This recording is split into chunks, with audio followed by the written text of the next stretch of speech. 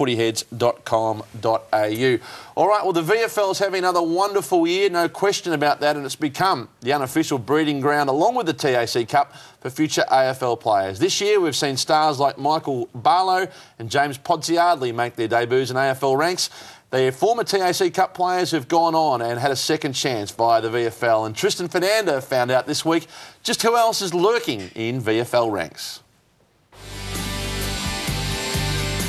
The VFL hasn't had a reputation for being a breeding ground of AFL stars. Until now, few players have had the same impact in their first year of AFL football as Michael Barlow and James Podsiadly. It begs the question, are there more hidden gems out there in state leagues like the VFL? Come on, push up in the marking. For Werribee coach Simon Atkins, who coached the pair, it comes as no surprise. And our competition's really improved year by year, and people mightn't think that, but it's certainly got quicker. The skill development of our players has then had to improve. So I think they really get tested in all aspects of football, and I think we are the second best football competition outside of the AFL. These mature-aged players clearly stood out in the VFL. Look, I've always had the opinion that both those boys could play pretty good football. They certainly have the right temperament. I think with the time they spent in the VFL, playing against AFL-listed players has really helped them. The temptation, I suppose, from a recruiter's point of view is to try to get the players as young as you can, because it enables you more time to work with them. The other point is that if you leave them to the following draft, you'll probably have to take, they might have developed into really good players and you'll have to take them with earlier picks. And I think that's the reason why the tendency has been to take more bottom-age players rather than top-age. But Beatson is quick to point out that leagues like the VFL are looked at very closely by recruiters. To be perfectly frank, I find this whole debate at the moment that recruiters have overlooked the VFL and the SANFL, etc., a little annoying, because it's come about because we've got two dominant players this year in Barlow and Podsiadly playing so well. But I know all clubs have been looking at the SANFL, Waffle, VFL, etc. Closely for the last probably 5 years.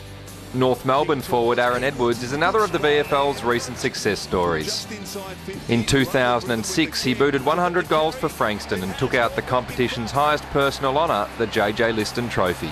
I just went back just to enjoy my footy, so to kick 100 goals is obviously a bonus, and it made me think, well, hopefully with a decent year under my belt, gives me a chance to get picked up again.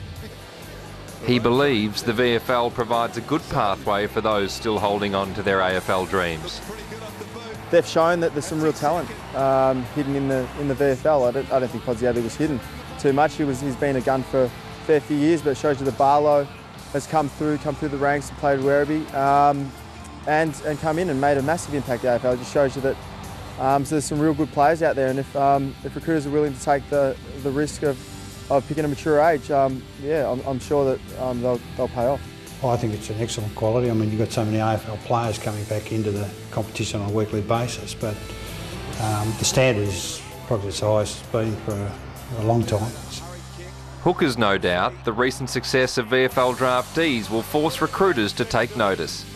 I think with the two new franchises coming in, the talent pool got to be a little bit deeper than it has been in the past. I think they'll be looking at all avenues in all the second-tier competitions, whether it be in Victoria, South Australia or West Australia as well.